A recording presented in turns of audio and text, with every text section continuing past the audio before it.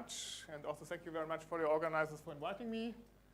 So essentially, this is a talk which is based on joint work with Vladimir Lishikov from Saarbrücken. And we'll talk in the second half about what we did for finding good starting tensors for matrix multiplication. But most likely, I assume that most of you only know on a very high level what these are good for and how they are used. So I will spend the first half of my talk maybe giving a brief history of matrix multiplication and what are the basic techniques and then where are actually the things we are looking for used. So at the very end. And then in the second talk, which will be something like -5 minutes or something like that, I will talk about the results that I have with Vladimir. This is, by the way, at the very first WECT in Aarhus, I gave a similar talk. There are posed many open questions, and so today I'm really happy that I can present many answers to these open questions. So this is maybe not the end, but a nice point in the development of these questions. Okay, so I suppose you all know matrix multiplication. So that's so you have two matrices with indeterminate entries. Say they are n by n. So you have the x matrices, the y matrices, and then you multiply them, and then you get results, which I will denote here by z. So zij. And then, of course, there are these well-known formulas. So zij is just this sum here. So we assume that the entries are variables, and so the allowed operations are additions, multiplications, and scalar multiplications. So it's an arithmetic circuit. So we use to compute these entries. And then, of course, you can ask what's the complexity of computing these entries of the product. And then all of you most have seen Strassen's algorithm. That's one of the highlights in the undergraduate algorithms course. We just come up with these equations. And he found some way of performing the product of 2 by 2 matrices with these 7 products here.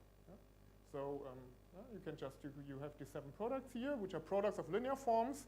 And they are products of linear forms. So you have linear forms in the x times linear forms in the y. That will be important in what follows, so that you have really these bilinear products and there's no mixture of x and y variables. So prior to this, Winograd had also some improved algorithm for matrix multiplication, but only in a constant factor. But he used the fact that there were x and y variables in the same products occurring, and then later on these error terms cancelled. And so therefore his algorithm could not be used for this recursive structure that's then used for Strassen's algorithm. Yeah? And then you just check that it's true. Yeah? So that's that you can do. And for a long time, so Strassen's algorithm just appeared like a mystery to many of us. But nowadays we have a very, very good understanding of what's really going on there, what symmetries are in this Strassen's algorithm. And so you could just check, if you just look at this product here, right? This is x11, x22. So this is the identity matrix. This is a rank 2 matrix. This is also a rank 2 matrix. And these are the only rank 2 matrices occurring in this thing. All the other ones have rank 1. Yeah? So there's very nice work in understanding the symmetries in this Strassen's algorithm. But that's somewhat beyond the scope of this algorithm. But essentially, there's only one way of multiplying these 2 by 2 matrices with 7 multiplications like this. So you can prove that. One way means just one way up to a suitable notion of equivalence, which I will eventually later deal with. Okay. Now you can multiply these things, and then, of course, when you see it for the first time, so you have 7 multiplications and 18 additions instead of 8 multiplications and 4 additions. So when you see it for the first time, the obvious question is, of course, why am I doing this? Why I'm trading 1 multiplication for 14 additions? Yeah, but the point is, as we don't use the commutativity of the variables, so you can do this recursively. And that's what's done in Strassen's algorithm. So it works over any ring. And so you can recurse. You can work over the ring of matrices. Then you can just take 2n by 2n matrices. You group them into blocks of n by n matrices. And then you can just go on recursively. And now the gain is clear, right? Because for matrix addition, we have optimal algorithms, which have n squared complexity. You just add the entries. But for matrix multiplication, the complexity was, at least before Strassen, it was n cubed. So now there is a gain by trading 1 multiplication for 14 additions, right? Because you're trading one of the n cubed expansive things for 14 n squared things. That's why we get something. Yeah? And then, of course, that's a basic exercise in undergraduate algorithmics. So you just write down this recursive equation for the complexity, and then you just solve it, and you get this well-known fact that you can multiply n by n matrices with order of n to the 2.81 multiplications. Yeah? So it's essentially it's log 2 by 7, so 7 is the number of products that we had, and 2 is just the size of the matrices that we multiply with 7 multiplications. Okay, so that's well known, and that was a big surprise when it came up, and then for more than essentially 10 years, nothing happened, so there were almost no improvements. There was one improvement by Victor Pan, who could come up with some other starting, so you have this building block in the beginning, so you have this starting block, this 2 by 2 matrix multiplication, but you start with, and the rest is just recursion. Yeah? And so all about these matrix multiplication is finding starting blocks and somehow making use out of these starting blocks. Yeah? So here you making use is very simple, you just do the recursion and you find a starting block. And then Victor Pan, after roughly 10 years, came up with an improved algorithm which gave an improvement on this what is here called the exponent, which multiplies something is roughly 100,000 times 100,000 times 100,000 matrices. He gets some algorithm for that, and he gets some slight improvement of that one. Yeah. So Victor Pan is somewhat crazy, but there's a structured way of. Oh, are you really typing this? So can we? So he's crazy in a very positive way. I only met him once. I should say this. And when you meet him, you really have the impression that he can write down such things explicitly, yeah. But that's not the case. So there's a structured way of obtaining this algorithm, and this is just the optimum values for which you get the best exponent, yeah. So maybe we can cut this out, yeah. So that. Okay, yeah. So in general, nowadays we prefer to write this as tensor rank problems, yeah. So you have a set of bilinear forms, b1 to bn, in the variables x1, x2, xk, and y1 to ym. So in our case with matrix multiplications, b1 to bm would just be the entries of the result matrix, which are just the well-known sums. And then I take another value, another bunch of variables z, just to symmetrize, and then I can take my bilinear forms here. And so the ith bilinear form, I multiply it with zi, and then I just expand this expression here, so I have some formula for these bilinear forms, and then I just look at the coefficients, and these coefficients essentially describe the problem. Yeah? These are the coefficients.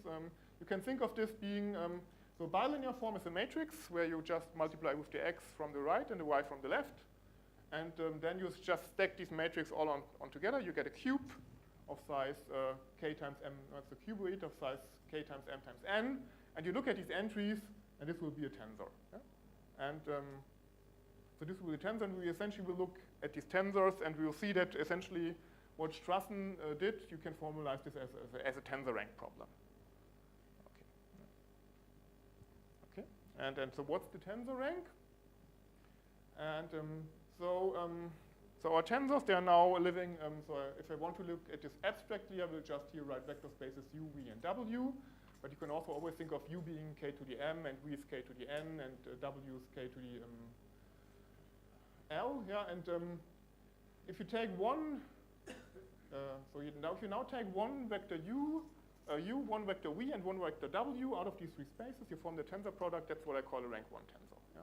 So if you want to think in coordinates, essentially, so if u is something like u1 to um, and v something like v1 to vn, and w something like w1 to wl. So the rank 1 tensor just has now entries ui, vj, wh.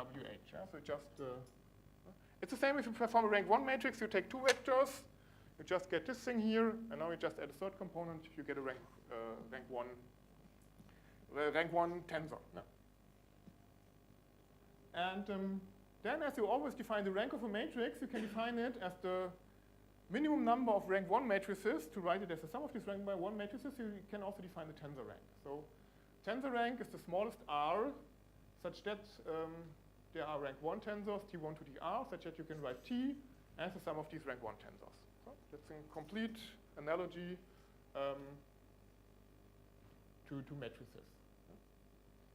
The difference here is, whereas for matrix rank we have very many equivalent formulations, So you could say it's the largest minor that does not vanish, and so on.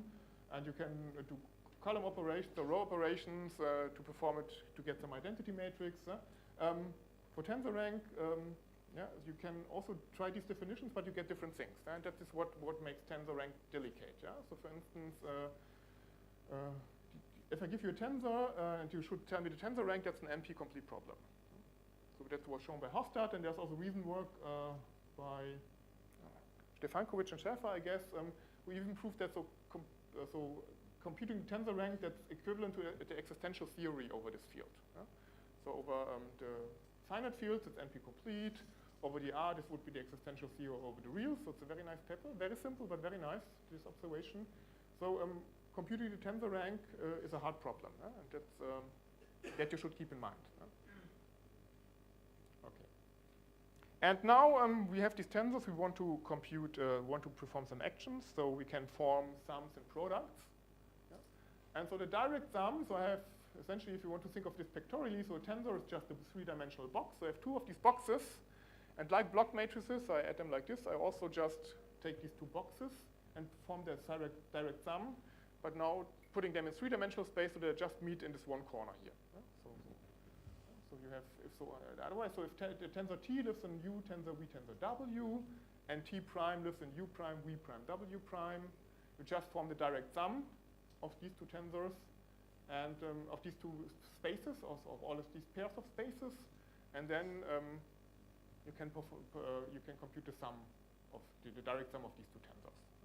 So it's like building a block matrix. So so a block matrix looks like this.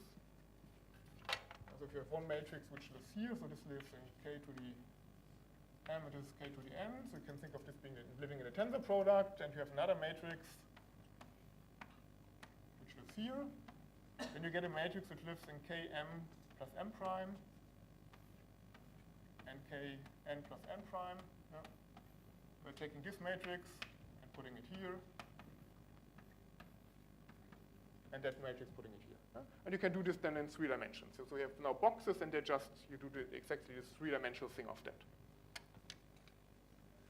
And you can also perform the tensor product of these two tensors, and we have seen this this morning. So this is you can perform this Kronecker or a tensor product of two matrices. So you take the matrix, two matrices. You take one matrix for every entry in the first matrix. You take the second matrix. You put it in that entry, in each entry, and you multiply it by this entry. Yeah?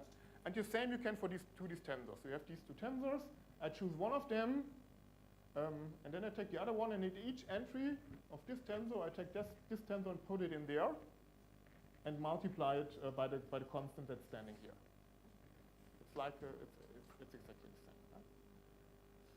So these are the two operations, and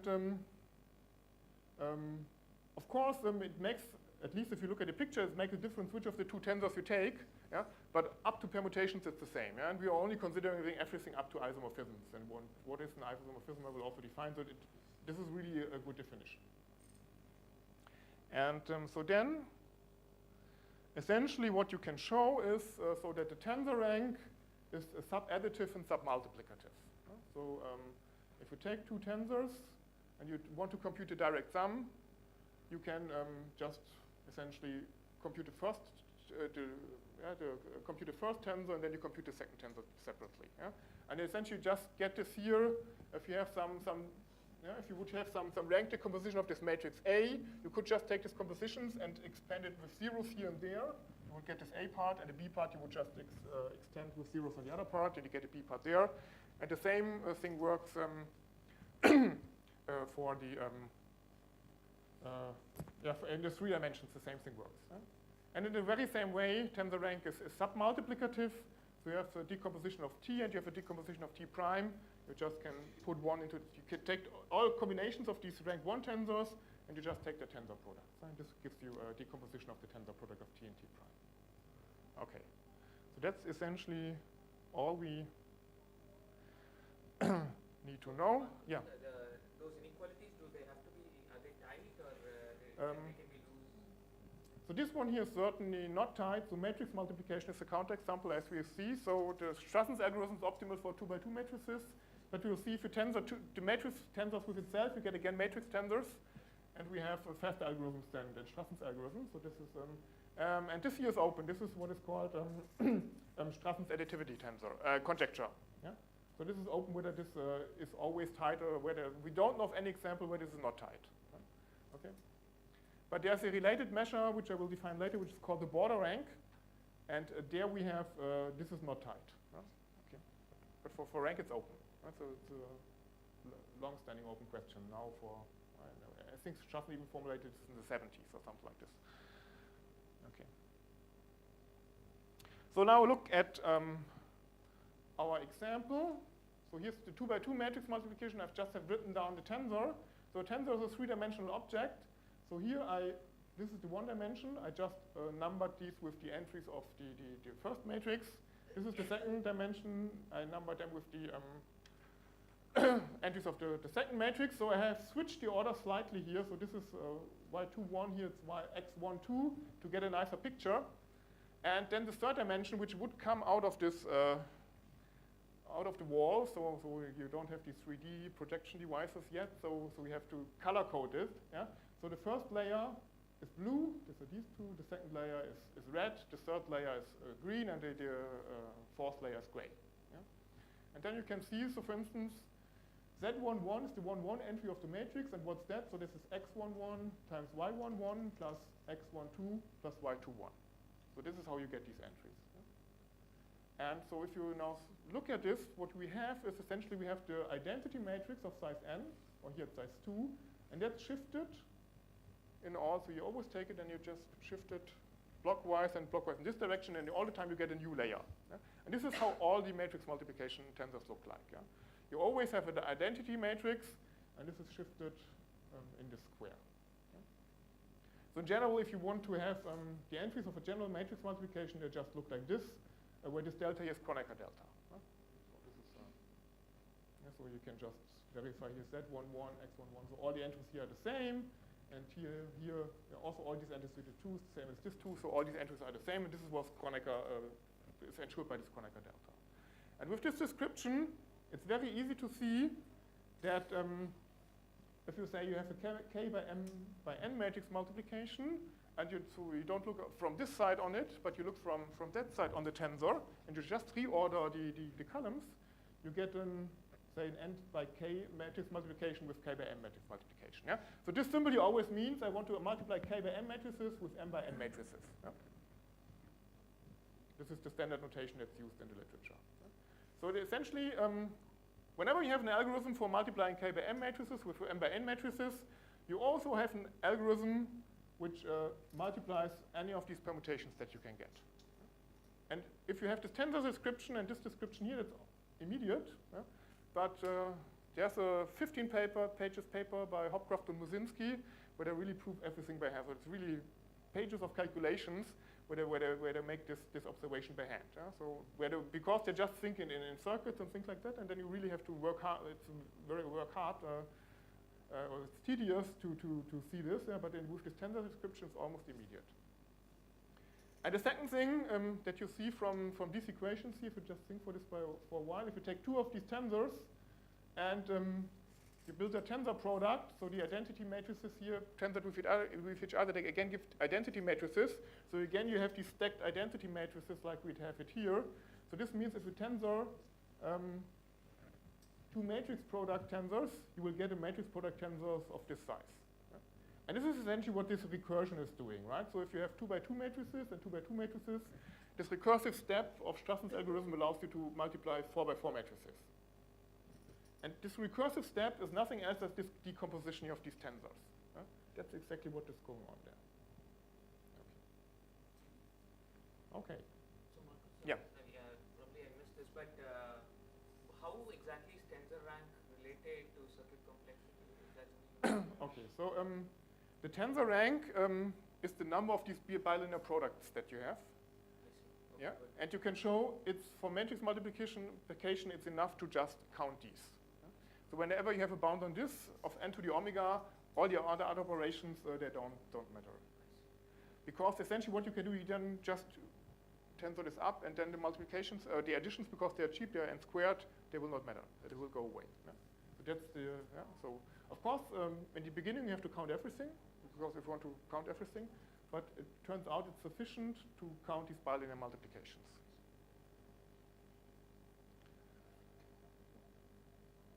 And count these bilinear multiplications at exactly tensor rank. So if you just can compute the tensor rank of the matrix multiplication tensor for FFG size, you have solved the problem.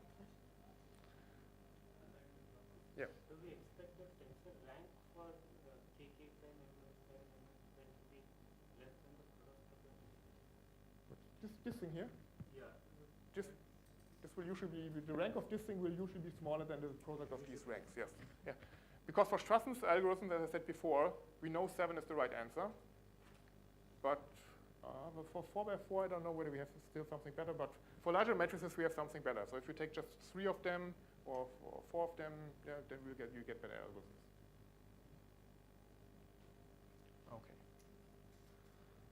Okay. Okay, so this is here essentially what I said. So how is everything related? So as I said, so recursion is nothing else as tensor product, and then this previous slide tells us if I just take the 2 by 2 matrix multiplication tensor, and this now means I just tensor it s times with itself. So that's the tensor power. I get a matrix multiplication tensor for 2 to the s by 2 to the f matrices. That's what the recursion gives me.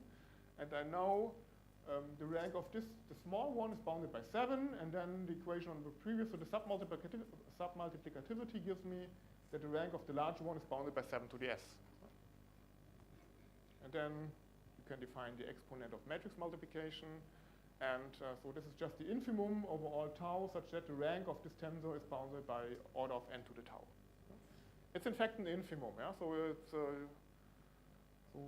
so you would expect that you have some sequence of algorithms converging to something. Yeah? So even if the tau omega would be 2, it doesn't mean that you can multiply these matrices in n to the n squared, but it could also be something like n squared log n. Yeah? So it's always an infimum. And then Strassen's algorithm just gives us this upper bound, like before. And so as I said, it's enough to consider tensor rank, the tensor rank here. So if you can bound the tensor rank like this, you can also bound the total complexity, as Shrikant asked before. And so this Strassen approach you can essentially generalize. So whenever you have a good bound on any matrix multiplication tensor, then you know that omega is bounded by 3 times the logarithm of r divided by the logarithm of k times m times n. No? That's exactly, you just take the Strassen idea, this recursion idea, you use the fact that you can also then find tensors for, not for kmn, but also for, what is it, nkm, and what's the next one I get? It's mnk, and then you just can symmetrize, you get a square tensor, and then you just tensor up. Right?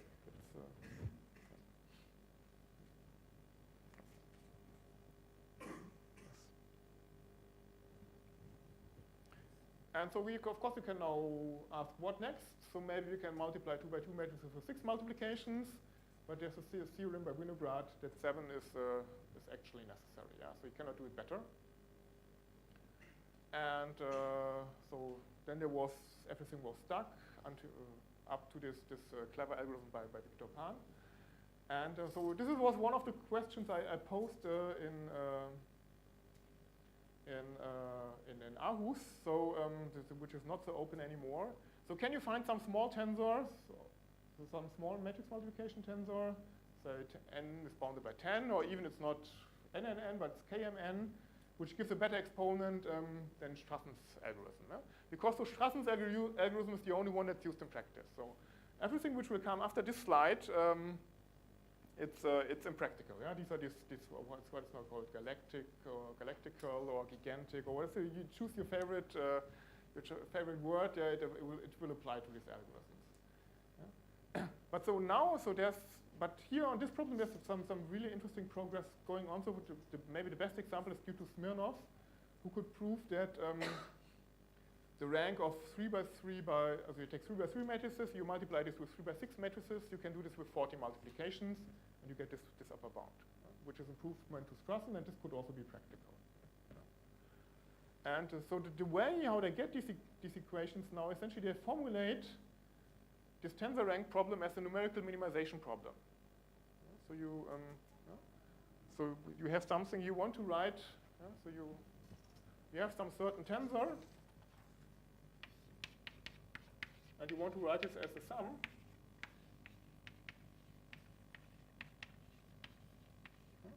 And for every entry, this gives you an equation. You get a lot of sorts of equations. These entries you know, and then you just try to minimize this somehow. You just try to solve these equations by setting up some functional, and you minimize such that the solution of this problem is the zero of this functional, and then you take methods from numerical analysis to minimize this thing. Of course, you only get some approximations. So then in the next step, you use some symmetries that you know about these matrix multiplication algorithms, somehow to force this algorithm in a good shape, and then you just round, and if you're lucky, like here, you get some algorithm. So this is how this is done. Meanwhile, they use really huge computing power to solve these systems. There are several groups working on this to find such algorithms. It's quite exciting. Yeah?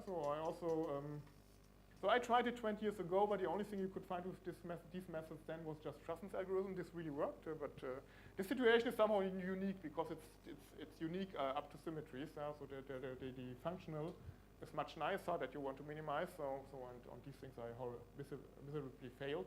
But nowadays there are people having really nice successes there. Okay. So. But even this, right, so even something like this, it's not even close to the best upper bounds that we know, yeah? So there has to be something more going on, yeah? And the first idea then people had was that they used approximations instead of exact computations. So here's maybe the smallest example that you can do. So it might be, so I do polynomial multiplication of univariate polynomials, so polynomials in X modulo 2. So I have these two polynomials here. So these are the inputs are the coefficients A0, A1, and B0, B1. And I just want to compute the entries of the products, which are these two bilinear forms here. I can write this as a tensor. So this here's A0, A1, B0, B1. So here's a 1 for A0, B0. And here's a 1 for A1, B0. And there's the 1 for A0, B1. Okay. And if we have time, we can see that you can prove that the rank of this tensor is 3. Yeah? So the trivial algorithm would be optimal in this case. On the other hand, you can approximate this tensor by rank 2 tensors. Okay? So I have written down here, you see this tensor T epsilon, which has, just think of epsilon, so we're working over the complex numbers. Epsilon is just some small number. And then you can just see that if you just take this composition here, you get these two tensors, where you have the only difference we here have a 0, but there you have an epsilon. Okay? And you can just calculate this one, right? So if you take this product, this will give you this thing here. Yeah? So this is the 1, 1 will give you, this will give you 1 here, it will give you a 1 over epsilon here. And so this 1 times epsilon gives the 1 here with the 1 over epsilon, you get the 1 here, and this epsilon times epsilon gives an epsilon squared. With the 1 over epsilon, you get this epsilon here. And then the second product here, this and this and this, is just used to compute the 1. And this 1 minus 1 over epsilon is used to remove this garbage term that I introduced. Yeah? So this is it's a 1-minute calculation that you have to do to see this. Yeah? And now if epsilon goes to 0, this tensor goes to that tensor. Yeah? And so here we have an example, and that's also different from matrix rank, where the tensor goes up. So you approximate the tensor by some tensors of rank 2, and in the limit, we have a jump, so the tensor rank goes up. That cannot happen with matrices, because the matrices, they are of a certain rank, they are defined by these minors, and minors are continuous functions. So this cannot happen with matrices, and this is what maybe tensor rank makes hard. So people had this idea of using these approximations, and so shall we prove? Maybe we can, because we get these restrictions. So just to prove this observation that the rank of this tensor here is 3, so let's just quickly do this because we get also this concept of restrictions, or which you can think of, in computer science you would think of reductions between tensors. Yeah? So I have one tensor, T, which lives in U tensor V tensor W, and I have a tensor, say, T prime, which lives in U prime tensor V prime tensor W prime. And then I'll just take linear maps, A from U to U prime, B from V to V prime, and C from V to W prime. and I now want to act them on my tensors, or want to apply them to my tensors. And for a rank 1 tensor, I just do the following. So A maps vectors from U to U prime, so I can just apply A to U, and I get a new vector. And I can apply B to V, and I get a new vector, and I get a new vector. So this one, and this way I can map rank 1 tensors here to rank 1 tensors there. So this maps rank 1 tensors of U tensor, V tensor, W, to rank 1 tensors in U prime, V prime, and W prime. And then you can also apply this. Does this mean for general tensors? The general tensor you can write as a sum of rank 1 tensors. And then you apply these 3 linear maps to the tensor T, but just applying it to every rank 1 tensor in the decomposition. And you can show that this doesn't depend on the particular decomposition that you use. And then you say that T prime is a restriction of T if you can find such maps A, B, and C, such that if you apply A, B, and C to T, you get a tensor T prime. And it's very easy to see, so if T prime is a restriction of T, then the rank of T prime is also bounded by the rank of T. Because by definition, a restriction takes a rank 1 decomposition of the one tensor to a rank 1 decomposition of the other tensor of the same length. So the rank can only go down for T prime. Okay. And these restrictions also give you a characterization of rank. So if the rank of a tensor T is bounded by R, then T is a restriction of the diagonal of size R. So what's the diagonal of size R? So that's essentially the 3-dimensional identity matrix.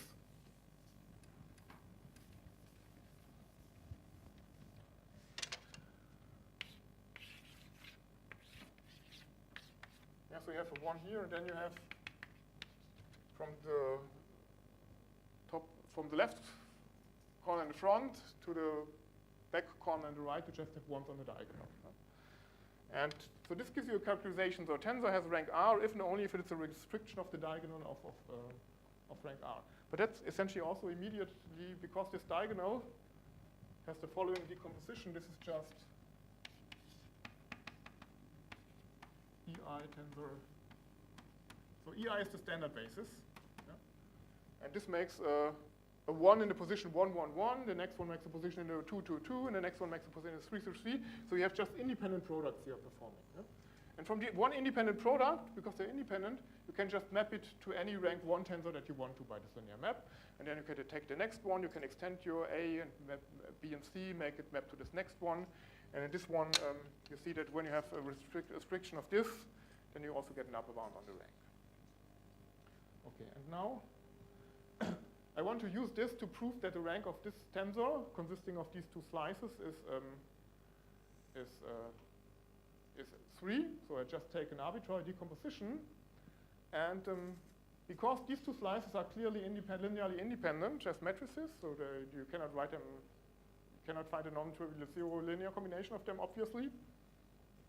You know that these W's, they have to span the whole K2. So these vectors here, they live in K2. This is a 2 by 2, this is a length 2 vector, length 2 vector, length 2 vector. And they have to span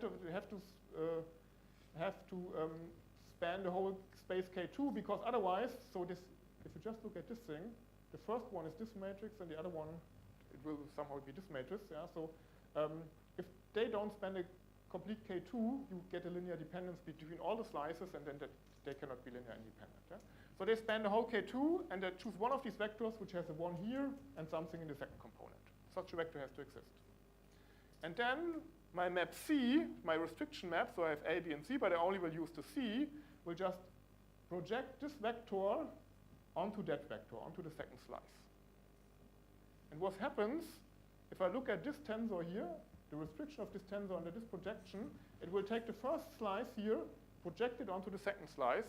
I will get again, we'll get this matrix here, and here we'll get some star, which depends get some star, which depends on this star here. So. And this is a matrix, and the matrix for matrices, tensor rank and rank is the same. So this has rank 2, and because this one vector here lies in the kernel of C, it will be projected away in this process of restriction. And therefore, there has to be a third product in this decomposition. But therefore, you have to have 3 products. So one goes away by the projection, and then you have a rank 2 matrix, and for this you need 2 other products. So this is called substitution method, and this is essentially the only method that we know how to prove lower bounds. Or one of them, that's not true anymore, but this is one of two methods that we know of proving lower bounds. Okay. Okay, so here we have this example, and so what is border rank formally? So formally, so there are various ways of defining border rank. So the more the closer one say to circuits and things like that is this definition here.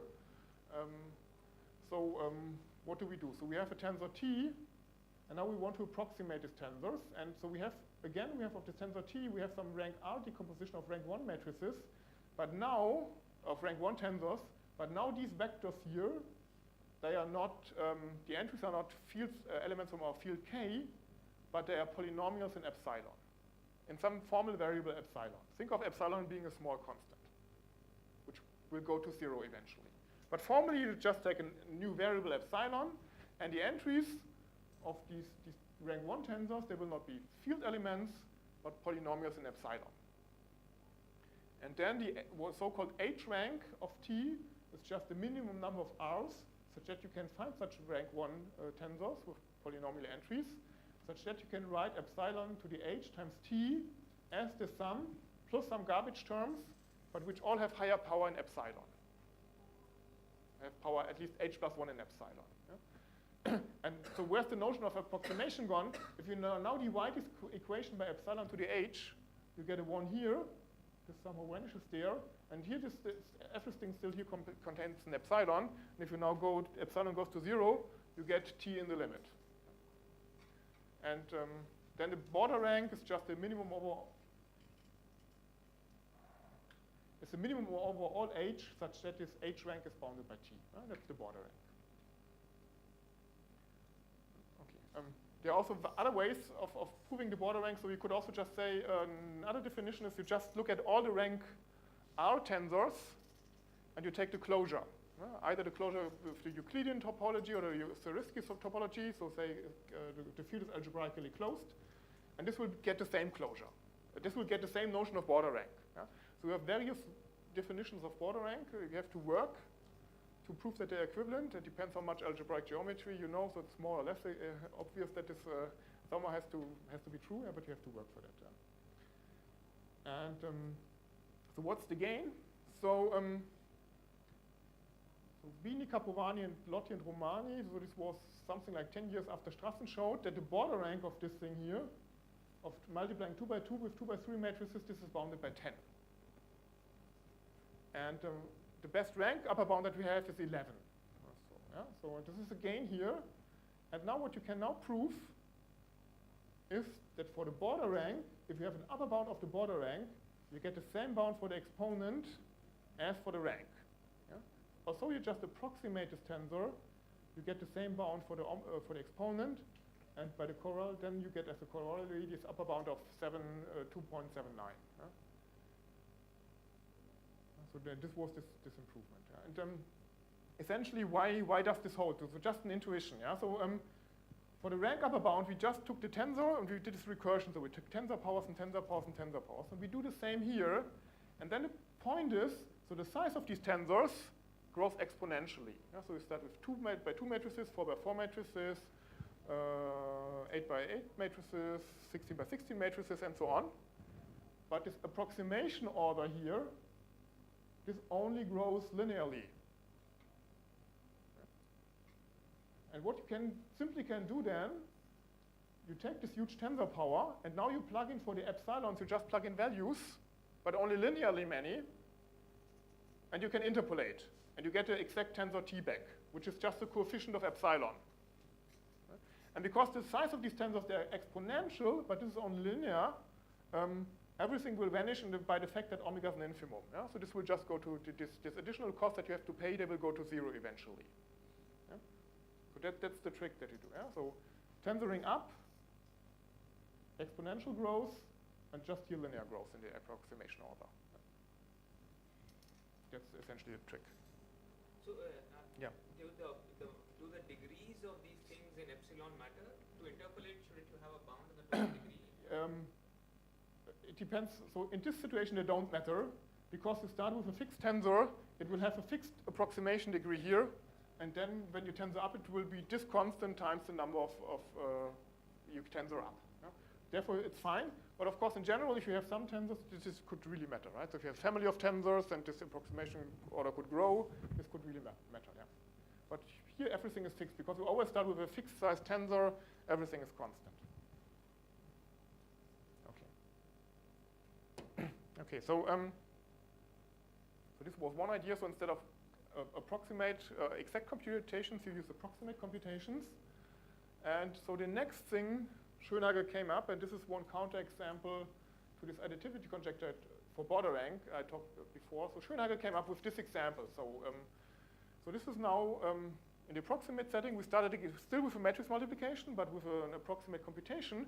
So here now we start with something which is not exactly a matrix multiplication. Yeah? So Schönhager were able to come up with this example. So here you have a multiply k by 1 matrices with 1 by n matrices. So this is just a vector product. So you get a k by n matrix, which has just all these single products in there. And this here is a huge scalar product of size k minus 1 times n minus 1. That's what's going on here. And it's very easy to see that even for the border rank, this thing here requires k times n has a rank k times n, because it's so simple. It's just this single product, so you cannot do anything there. And also this scalar product, there the trivial algorithm is optimal, also for the border rank. So this has a border rank k minus 1 times n minus 1. Yeah? But if you take this direct sum of this, so you just do this computation in parallel. But these two computations are independent.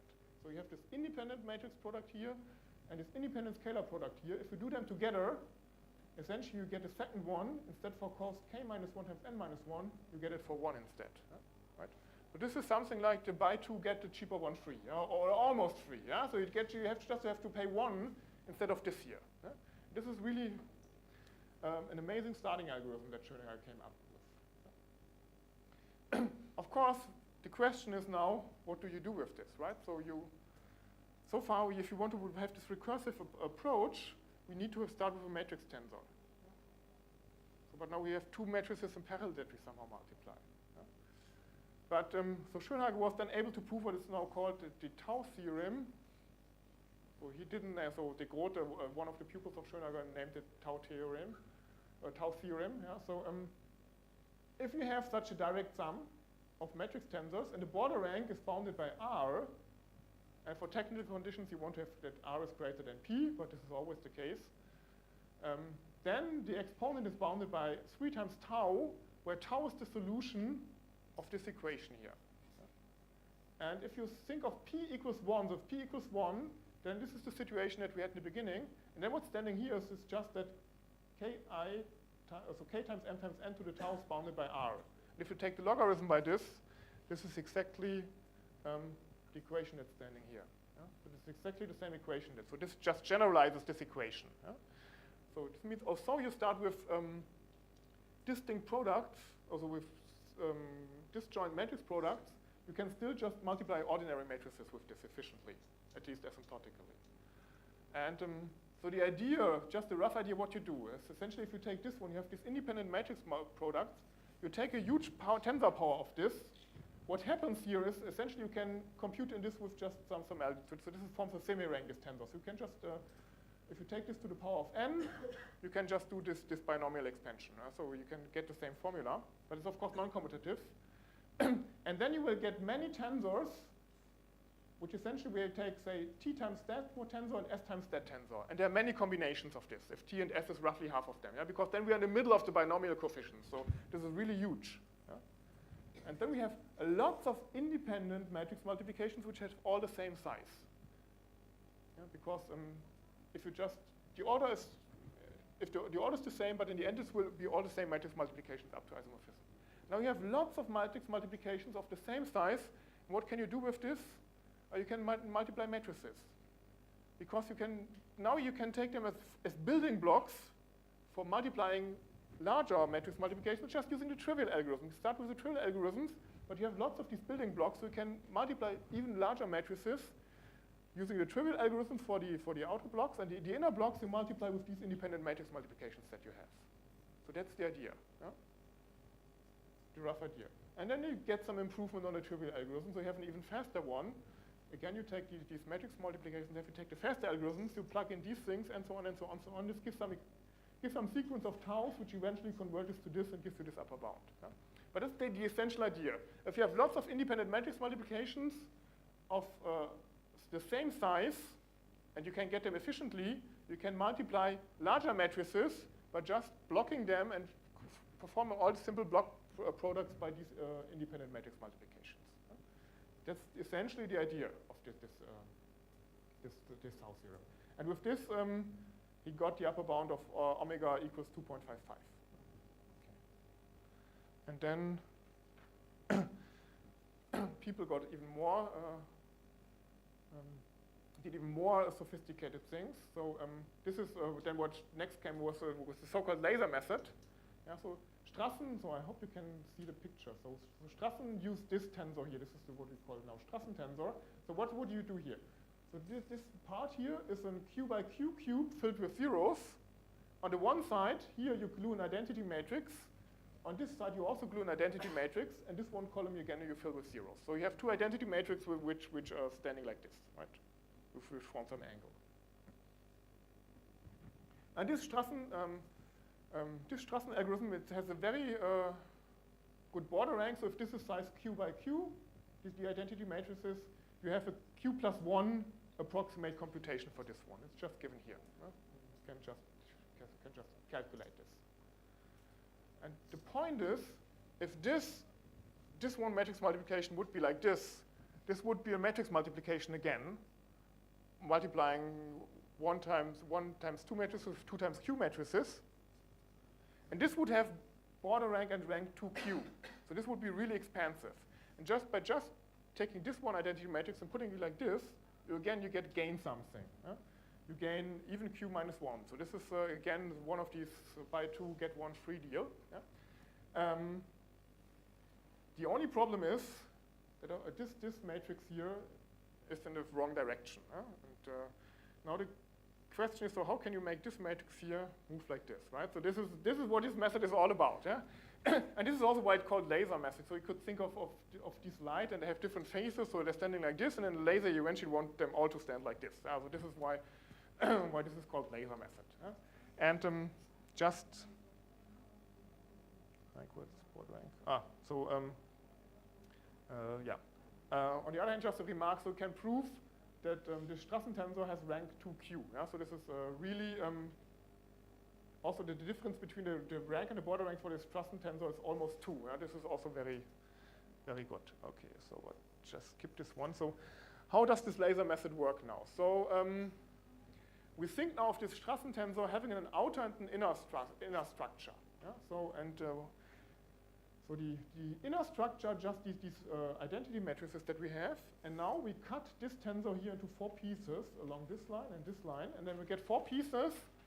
2 of these pieces are identity matrices. One is this big cube of zeros, and the other one is the 0 column. Yeah? And then we shrink all of these tensors of having size 1 by 1, and when it was a 0 tensor, we write a 0, and if it was an identity matrix, we write a 1. Yeah? And then how this outer structure is very simple. Of this thing, it's just the 2 by 2 identity matrix. Yeah? So this is the outer structure. So these 2 ones correspond, of course, and you have to write it like this on the blackboard, but I can't do that. Yeah? So these 2 ones correspond to the identity matrices, and these 2 zeros correspond to this is the big 0 block, and this is the 1 0 column. Yeah? And this is again a matrix multiplication. This is the multiplication of a scalar product of size 2. Okay, so this is important. And now you symmetrize everything. So so now you take this one, you write it like this, and you write it like this. You symmetrize this, and you take a huge tensor product of this, and then the outer tensor. So this is 1 to 1, and you get a 2 1 1 and a 1 1 2. So then the outer tensor becomes a 2 2 2 after symmetrizing. It's the matrix product of size 2 by 2. And then when you take further tensor up, you get a 2 to the s by the 2 to the s by the 2 to the s. This is the outer structure.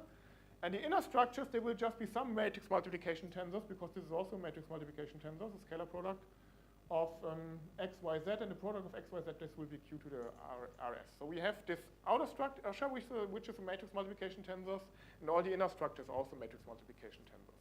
So that's what you do then. And then, yeah, so I'm somewhat running out of time. So what you do then is you define the notion of degeneration. And this is essentially what restriction was for rank. Degeneration is for border rank. So I want to have a reduction between tensors, and this reduction should respect border rank, not rank. Restrictions of course also respect border rank, but for rank, but border rank, but for border rank you can do more. Yeah? And here, now so before I had these homomorphisms, and now I want to think of them of being matrices for concreteness because I want to have polynomial entries. I applied them to so if I had a rank 1 tensor, I applied the matrices before to the first component, the second matrix to the second component, the third matrix to the third component. I get a new decomposition. And now these matrices here are not matrices over the field, but these are just polynomial matrices in epsilon.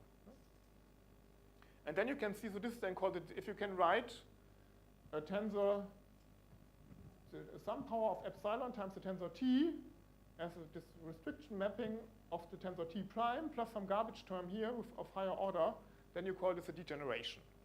It's the same as before, but now these mappings are not linear mappings, not matrices, but matrices with polynomial entries, and you don't have to get t out of t prime exactly, but you just have to get it approximately. These are the differences. Yeah? And then you can show that so border rank respects this restriction. So if a tensor t is the restriction of t prime, the rank of t can only be smaller. And also if the rank of t is bounded by R, then it's a degeneration of this identity tensor. Huh? It's the same as for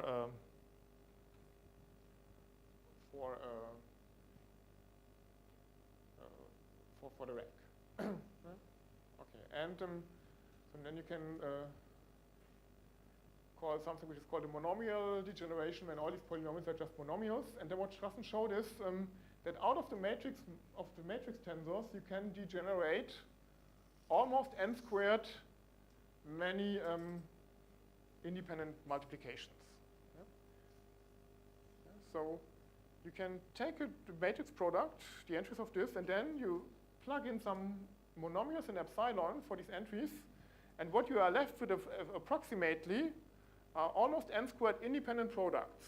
So almost all of these entries after this will just be independent products. Yeah?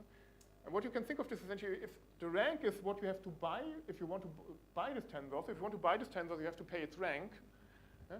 And this is what you get back if you want to resell it. Yeah? So you want to buy a new tensor, you want to resell that one. This is what you can get back in independent multiplications again, for which you could buy a new tensor. Yeah? So that's one way to think about this. And so now here's just a quick story. So we have this Strassen's tensor, which has the inner structure and the outer structure. And out of this outer structure, we use this fact here to degenerate this diagonal. And inside these diagonals, there are sitting these inner tensors. And then we have, so this is now very high level, then we have, on this diagonal, we have the matrix tensors, and these are just independent matrix multiplications. And this brings us in the situation of Schönhage's Tau theorem. Then we apply Schönhage's Tau theorem, which is again this construction of taking these tensor powers of these tensors and then building all these matrix multiplications algorithms. In the end, we get rid of the approximations, and then you get the upper bound of 2.48. Yeah? But this is so everything is incremental, not but you always extend the next idea. Yeah? So we have this tensor here, which is not a matrix multiplication anymore. We split it in outer and inner tensors. Inner tensors are matrix multiplication, outer tensors are matrix multiplication, and out of the outer tensor, we can degenerate this diagonal. And on this diagonal are sitting the inner tensors, so we have independent matrix multiplications. And then Schönhage's Tau theorem applies. Yeah? And then finally, so this is the Coppersmith-Winograd tensor, but essentially nothing new happened now again. So this is again, essentially the upper part is the Strassen tensor, and then on the lower part, you also glue another identity matrix. So now we have the inner structures are again matrix multiplication tensors, the outer structures is not. And then you can see that this tensor has a rank q plus 2 decomposition. And yeah, so you, so this is also a remark. So this was the last time it was an open question. So what's the rank of the Koppers-Winograd tensor? So maybe a remark is answered. This was proven by Landsberg and Michalek that the rank of this Koppers-Winograd tensor is essentially 2q plus 1. Yeah? So again, the border rank is q plus 2. Here where the rank is 2q plus 1. Again, we have this difference of 2 between rank and border rank, like for Strassen's tensor. Yeah? And so now, if we look at this, so the inner structures of these tensors are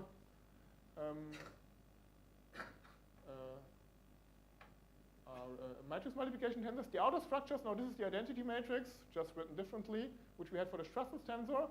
And if we get a second slice in the outer tensor, this is the one for the third identity matrix we glued at the bottom. This is the one.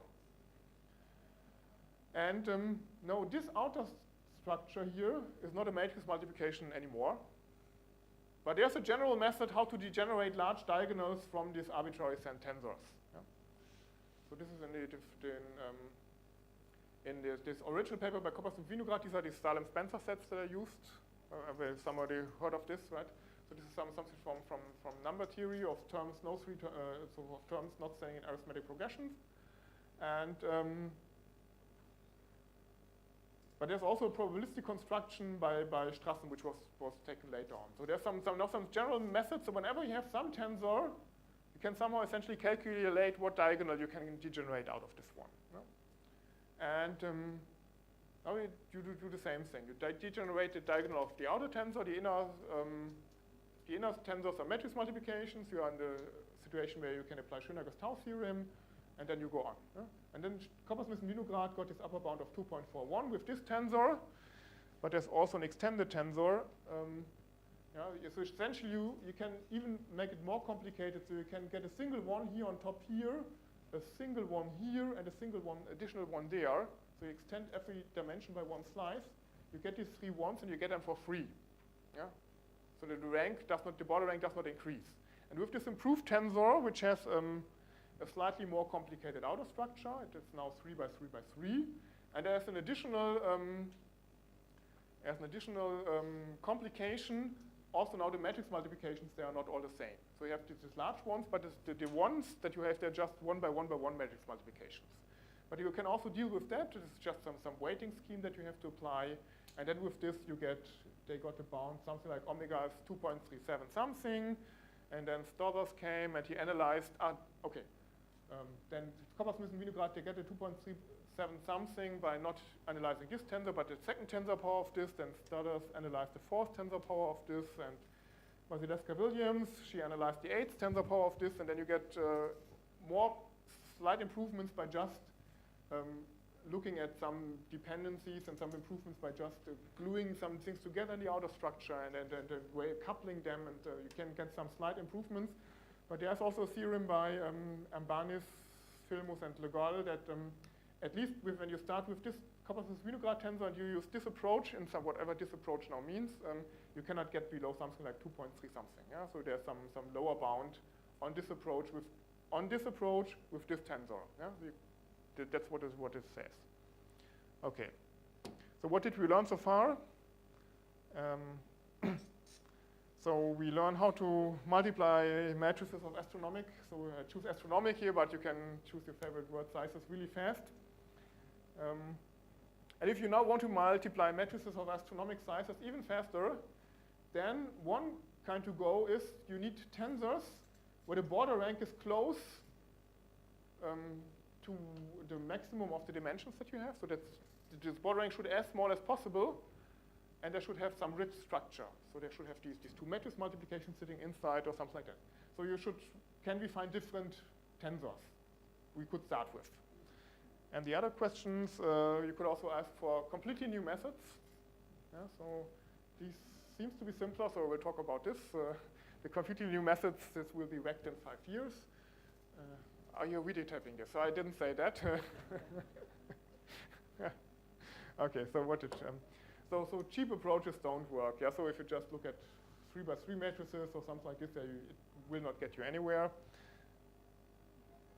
So what you then should do is essentially you should characterize all the tensors that have minimum border rank. So these were the ones the Coppersmith-Winograd started with such a tensor. Yeah? So then they define two sets. So one is the set Sn.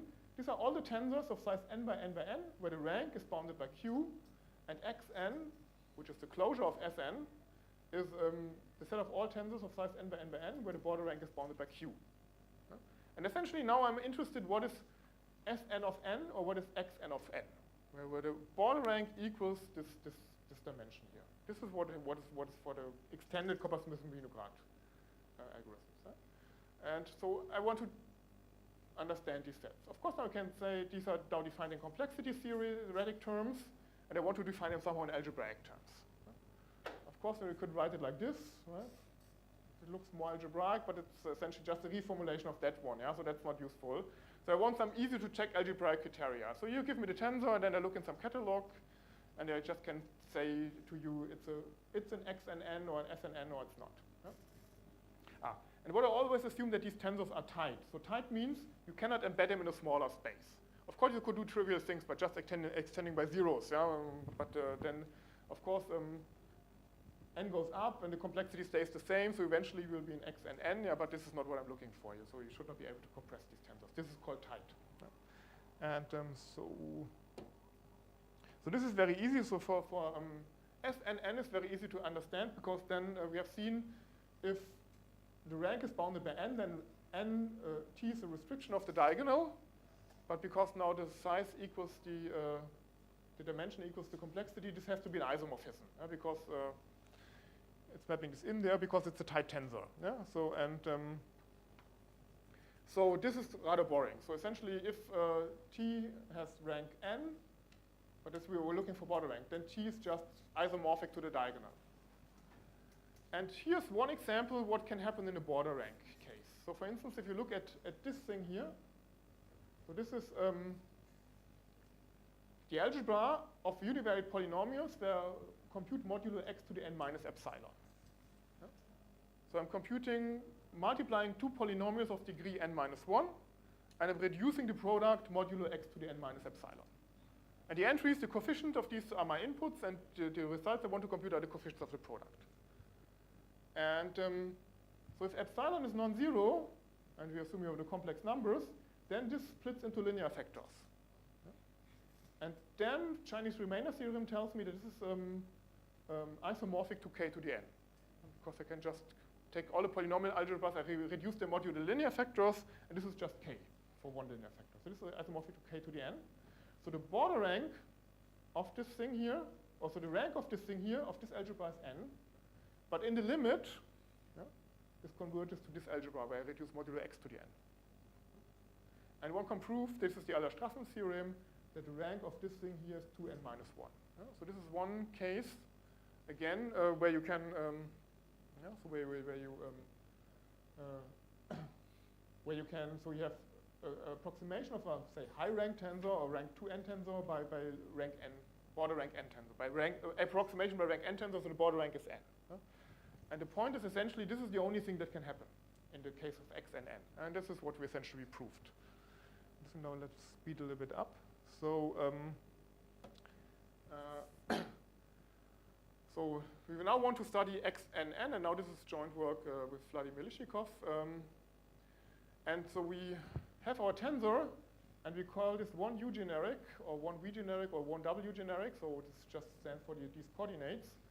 If the corresponding slices, so so we have this box, you can cut it into slices. There are essentially three ways how to cut it. And if I cut after the first component, the matrices that I get should contain an invertible element. That's what it means, one generic.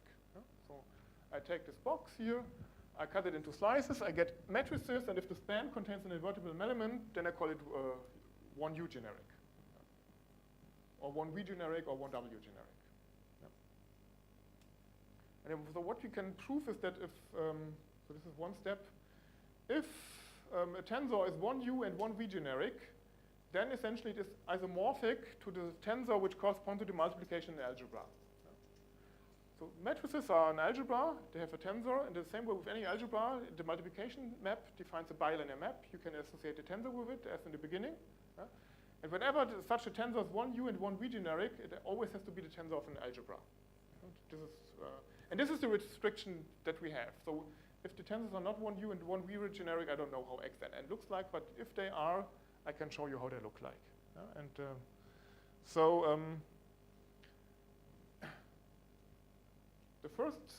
What we then essentially show that,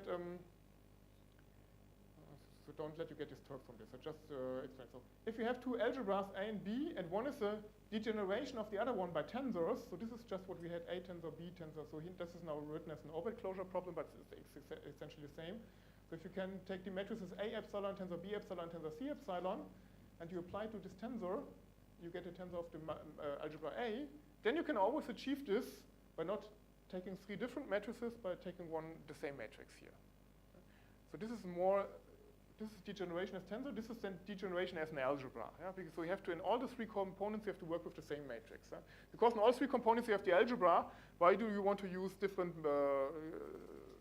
elements of GLN in all the three components? Huh? And you can achieve this. Yeah? And then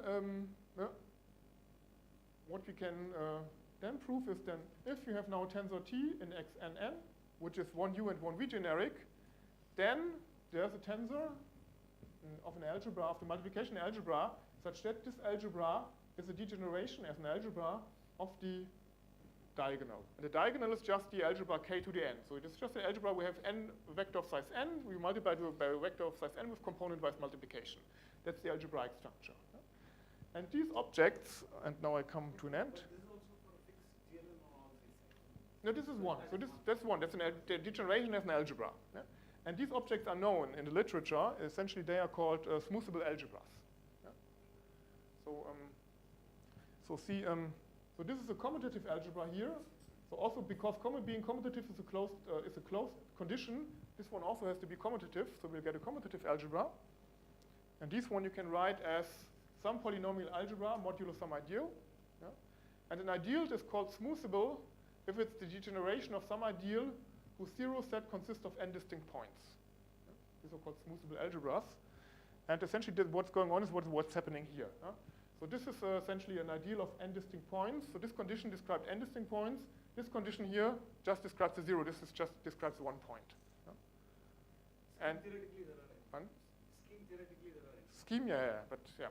So because you can approximate this thing here by this thing here, so this is what happens with this smoothable thing. Yeah? And then if you now put in everything together, so if T is 1U and 1V generic, then T is a tensor of minimal border rank, if and only if there's a smoothable algebra A such that T is isomorphic to this tensor of this algebra. Unfortunately, these smoothable algebras are not completely understood. So say all commutative algebras of dimension 7 are smoothable. All algebras generated by two elements are smoothable. So all algebras where the dimension of the radical, so the radical is just the ideal generated. So if I have this thing here, the radical is just the ideal generated by x1 to xn. Huh?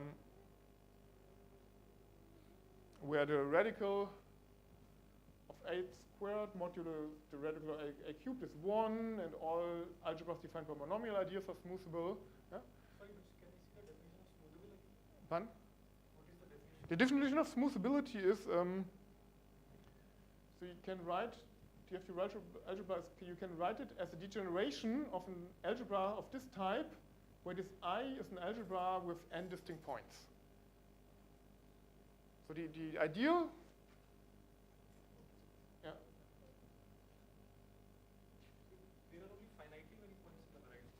So it's a zero dimension. Oh, so the Yeah. algebra is dimension full. The algebra is dimension n, and the ideal. But here n and m separate or equal? What? N and m, they could be separate. So if if n is 1 and you need the x is x to the n minus epsilon, and that's x. So if you have here you have k of x minus x to the n, that's a smoothable algebra. So k of, but not minus. So this one here. That's what we had at the beginning.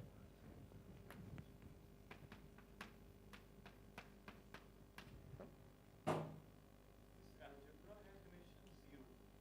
So 1 x squared x to the n minus 1. This has dimension n. Dimension has a vector space. It's dimension as a vector space. Not the plural dimension. No, it's the dimension as a vector space. So when I talk about the dimension of an algebra, it's the dimension as a vector space. Yeah. So all of them are finite dimensional. I'm only talking about finite dimensional objects. But basically the closed dimension is zero. The Yeah. geometric Yeah. dimension is zero. Yeah. Yeah. So yeah, so I is the degeneration of some ideal who consists of n distinct points. So that's the condition. And so Why the word smoothable? Pardon? Why the word smoothable? You can somehow make it smooth. That's just. Who am I to question the? So there were clever mathematicians thinking about these words. Most likely the deadline was the next day, and they just. Oh, we had good so far. So what do we take, right? So Probably this variety is not smooth. It is not a smooth variety. No. What has become smoothable is not clear. Yeah, we can go through the paper and then we can.